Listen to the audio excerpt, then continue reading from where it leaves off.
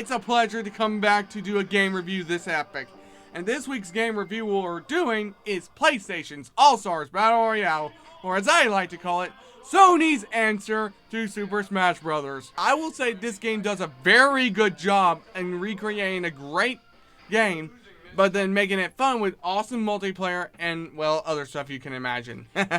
Literally, it is fun in multiplayer, but we're going to get to that in a bit. Alright, now in terms of the graphics, they are pretty good looking, although there were a couple inconsistencies here and there.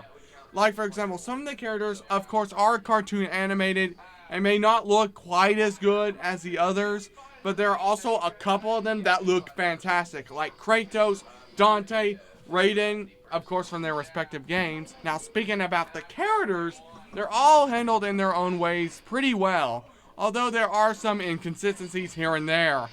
Like, one is combo heavy, the other is all about ranged weapons and all.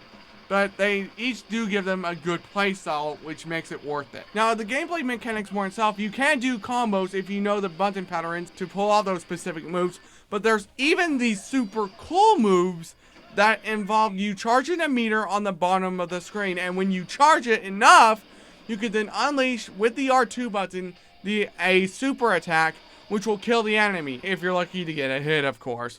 Now, I think this is a mixed success. On one hand, it does add depth to the game, because you can level it up even further and use powerful moves, but at the same time, it can also make the game a little harder to beat. Why not just have a health gauge on occasions, or something similar to Super Smash Bros. Brawl, which involves you charging their percentage hits of being knocked out of the stage.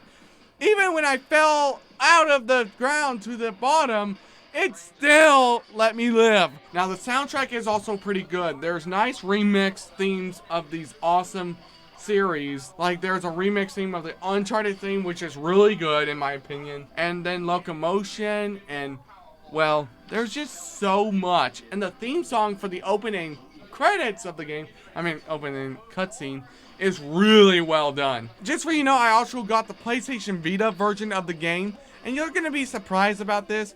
I used the Crossplay system, so I got this for the Vita version of the game for free when I paid $60 for the PS3 version online. Now, speaking of the PS Vita version, they also have the Crossplay system where it opens up the entire PSN community, and then PlayStation 3 owners can go against Vita owners, and it's just an awesome feature. PlayStation's All-Stars Battle Royale is a fun game with your friends.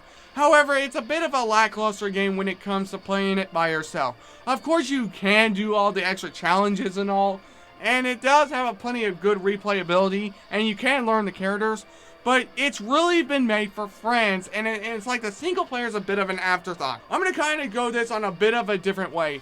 I'm going to say rent if you are alone, but buy if you got a ton of friends. That's what I'm going to go by. It's only worth a rent if you want to try the game out and see if you want to play it.